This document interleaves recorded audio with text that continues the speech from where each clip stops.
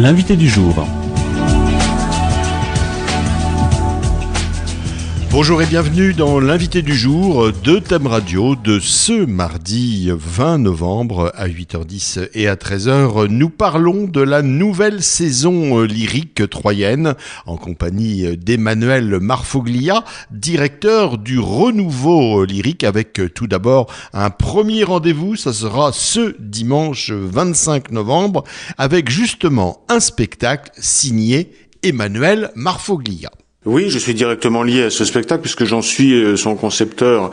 Donc on va, j'espère, reconnaître un petit peu ma patte, n'est-ce pas? Mais j'espère aussi qu'on va surtout reconnaître la musique de Strauss, qui est quand même la raison d'être de ce spectacle. Alors ça s'appelle Valse impériale.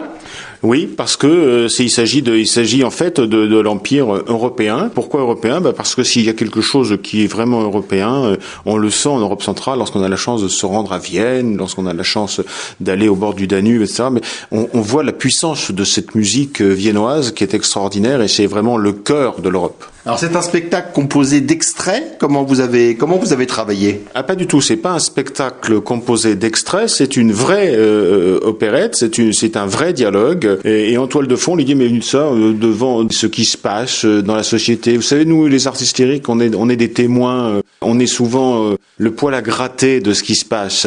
Et on sent bien aujourd'hui que le monde contemporain s'interroge, retourne vers des vieux démons, vers des choses comme ça.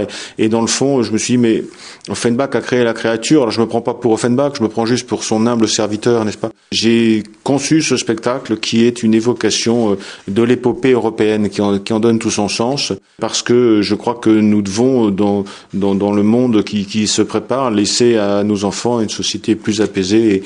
Et ma conviction personnelle, comme celle de tous les artistes, c'est que nous avons un patrimoine commun avec tous les pays qui nous entourent, et cela s'illustre à travers cette musique de Strauss. Et donc ce spectacle, c'est un spectacle qui a une petite surprise, c'est que je suis pas là du tout pour faire de la politique, mais c'est une évocation de ce qui nous réunit, quoi. Qu'est-ce qui réunit un peuple? Bien, c'est sa monnaie. Et donc je suis parti, moi, de la monnaie européenne pour écrire ce spectacle qui est une parodie, j'ose le dire, distractive. C'est un divertissement. Essayons, nous, les Européens, de réfléchir à ce qui nous unit plutôt qu'à ce qui nous désunit. C'est une création, c'est une première à Troyes. Alors c'est un spectacle qui est repris cette année. C'est un spectacle que j'avais présenté déjà à plusieurs reprises en préparation de sa diffusion. C'est un spectacle qui a mûri maintenant et maintenant il va être présenté. Voilà, je pense que il va faire son chemin, ce spectacle, parce qu'il est d'actualité. Alors on a aussi bien sûr 4 rendez-vous habituels au cours de cette saison lyrique avec des grands classiques et puis aussi des œuvres moins connues peut-être. Ah, des œuvres moins connues, oui, parce que nous avons toujours essayé, ici à Troyes, au Théâtre de Troyes, la Maison du Boulanger, nous-mêmes, nous avons toujours essayé d'être dans une démarche réelle d'une existence d'opéra de région, en région. Alors, j'estime que c'est un effort pour la ville de Troyes, la Maison du Boulanger, mais ça l'est aussi souvent pour nous, parce que c'est quand même un répertoire très compliqué. Mais il me paraît que nous avons là un challenge qui en vaut la peine, parce que avoir à disposition vrai opéra en région, avec des artistes que l'on retrouve en général que dans les grandes maisons d'opéra, moi ça me va bien, parce que je me suis souvent dit, mais pourquoi faut-il habiter une grande ville pour avoir accès à cet art? Lorsque j'étais jeune et que je suis venu au Théâtre de Troyes, bien au Théâtre de Troyes, il y avait réellement une entité complète sur cette question. Mais c'était une tradition, c'est une tradition, la programmation lyrique de Troyes. Elle est séculaire, au-delà même maintenant. Eh bien, c'était le cas dans beaucoup de villes. Et malheureusement, force est de constater que beaucoup de villes y ont renoncé. Donc, à titre personnel, je ferai tout, je me battrai avec tous mes artistes pour, tant que ce sera possible, contribuer à la pérennisation de cette programmation lyrique. Tout en mélangeant les genres, opéra, opérette. Oui, parce que ça ne veut pas dire qu'il ne faut pas évoluer. Parce que la question que l'on m'objecte souvent, c'est de me dire mais le public ne se renouvelle pas. C'est absolument faux. On retrouve aujourd'hui un public nouveau. Il y a des vagues montantes, des vagues descendantes. Et la raison fondamentale de cela, c'est que ce répertoire est dans la mémoire collective. Voilà. Je suis en train de préparer un spectacle parce que c'est mon quotidien. Je suis un homme de spectacle. Moi, je suis un artiste d'abord. Et ce spectacle s'appellera Chico Chic Aïe Aïe Aïe. C'est complètement idiot, mais ça va être une parodie de La Belle de Cadix. Voilà.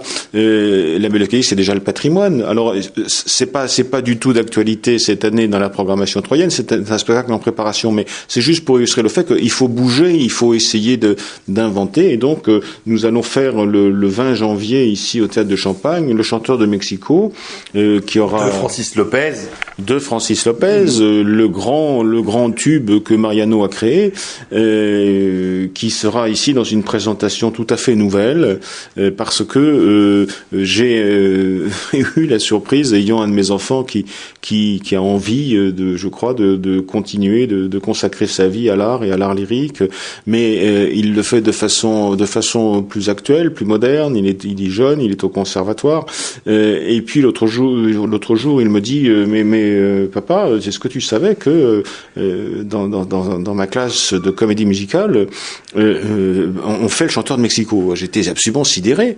Je me dis mais non, je ne savais pas. Comment ça se fait-il? Eh bien parce que il y a une évolution, c'est-à-dire que ce qui pouvait paraître comme étant du domaine des toiles d'araignée il y a encore 10 ou 15 ans, eh bien aujourd'hui regardez d'un nouveau regard, d'un nouvel œil. Ça, je l'avais toujours prédit parce que j'ai toujours considéré que ce répertoire est trop présent au fond de nous. Tous les jours, sur tous les médias, vous avez un tas de publicités qui sont faites sur des extraits d'opérettes, sauf que plus personne ne sait que ce sont des extraits d'opérettes. On ne connaît plus d'ailleurs l'auteur. On ne connaît parfois plus l'auteur, mais en tous les cas, on s'en rend même pas compte, mais ce sont des extraits d'opérettes. Donc, Le Chanteur de Mexico, oui, c'est une comédie musicale, et moi, je l'ai traité complètement en comédie musicale, cette fois-ci, parce que je me suis dit, mais ça, c'est l'opportunité, dans le fond, de retravailler, alors non pas dans l'idée d'une relecture, comme on fait parfois dans le monde de l'opéra, où on change complètement l'esprit de l'opéra, pas du tout. Le Chanteur de Mexico, il s'agit de quoi? Il s'agit d'un garçon qui chante, voilà. Il chante et je me suis dit, mais c'est tellement simple. On chante où? On chante dans un music hall, on chante dans des concours de chant, on chante dans des choses comme ça. Et Le Chanteur de Mexico, qui sera présenté ici à Troyes, ce sera un music hall. Voilà. Alors, le dimanche 20 janvier, en février, Puccini. Alors là, Puccini, on n'est pas du tout dans le même domaine. On est dans l'opéra romantique. C'est un rendez-vous d'opéra romantique. Cela aussi, j'insiste, ce rendez-vous d'opéra romantique, il est à ne pas rater. Il est très important. Il est à mon avis le point d'orgue de notre travail, et il est présenté avec un casting remarquable d'artistes qui sont des artistes internationaux, qui se produisent sur les scènes internationales. Et je suis quand même heureux d'arriver à faire que ces représentations se déroulent et se fassent avec des castings qui sont en règle générale, je le dis en toute modestie, mais quand même inaccessibles. Alors ma conception de ce spectacle, c'est la rencontre de ces deux hommes, de ces deux contemporains qui étaient Puccini et puis Modigliani. C'est-à-dire que j'ai voulu dans ce spectacle mêler cette musique extraordinaire de Puccini à une esthétique qui est l'esthétique de Modigliani. Et c'est ce mariage des deux choses donne quelque chose de fort intéressant et de fort original et de fort porteur. La Bohème, donc le dimanche 2 février. En mars, Offenbach. Oui, vous savez, c'est le bicentenaire d'Offenbach. Il a 200 ans, Offenbach. Donc, c'était ennuyeux de faire une programmation lyrique sans penser à lui. Mais on a pensé à lui dans un ouvrage qui n'a pas été présenté depuis longtemps ici au Théâtre de Champagne à Troyes. Donc, il faut pas le rater. C'est un ouvrage qui est très connu, qui est une parodie de militaires. Voilà. Alors, nous vivons, hélas, aujourd'hui dans un retour de la nécessité militaire. Mais cette réalité-là ne doit pas nous faire oublier que derrière l'uniforme, il y a des hommes. Et les hommes, c'est fait pour quoi? C'est fait pour s'aimer, c'est fait pour rire, c'est fait pour chanter. Et on va voir des militaires rire, s'aimer, chanter. C'est un opéra peu connu d'Offenbach. C'est moins connu que La vie parisienne, mais c'est quand même un de ses tubes. La Grande Duchesse de Gerolstein sera interprétée par la grande cantatrice Jana Bukov, qui est une artiste internationale, et je suis content qu'elle ait bien voulu venir jouer cela ici au Théâtre de Champagne. Alors, on a commencé avec, effectivement, votre spectacle Valse impériale. La saison se terminera avec 100 Viennois, Strauss, oui. En avril. Alors oui, ça se passera en avril, très exactement le 28 avril, et ça clôturera la saison lyrique du Théâtre de Champagne cette saison. Ça, c'est un rendez-vous, c'est un divertissement, c'est un spectacle de joie, de bonheur, c'est un spectacle où la musique de Strauss est très présente. Cette musique est si difficile parce qu'elle bouge tout le temps. C'est pas une musique installée, c'est une musique pour l'interpréter, il faut savoir se mettre en danger au cours de cette musique, lorsqu'on interprète cette musique. Et puis, le paradoxe, c'est que le librettiste nous a écrit pour cet ouvrage une vraie comédie de boulevard. Donc, c'est un divertissement très drôle. C'est un spectacle où les malentendus sont présents, et finalement, que de mieux pour sourire que d'évoluer dans les malentendus. Quelle est la recette, s'il y en a une, d'Emmanuel Marfoglia pour chaque saison, trouver de nouveaux spectacles, d'innover, de présenter des choses nouvelles? Bien parce que, comme je dis, être artiste, c'est un état, justement. C'est pas autre chose que d'être tout le temps en train d'essayer de créer. Alors moi, je crée dans un domaine qui est très spécialisé, qui est l'art lyrique. Je n'en sors pas. Les quelques fois où j'ai eu quelques expériences dans d'autres domaines, je me suis très vite rendu compte que j'évoluais pas dans mon domaine. En fait, moi, j'ai eu une formation d'artiste lyrique. J'ai fait des années de conservatoire, des années de formation à l'école de la Scala à Cagliari, avec des grands maîtres qui m'ont transmis cette passion, cet amour que j'essaye à mon tour aujourd'hui de transmettre aux jeunes artistes interprètes, parce que c'était aussi ça la sémantique du renouveau lyrique, c'était de transmettre ce savoir-faire aux artistes montants. Voilà. Donc il y a une nouvelle génération. Cette nouvelle génération aujourd'hui, elle a des qualités musicales qui sont, je trouve moi, au niveau qualitatif, formidables.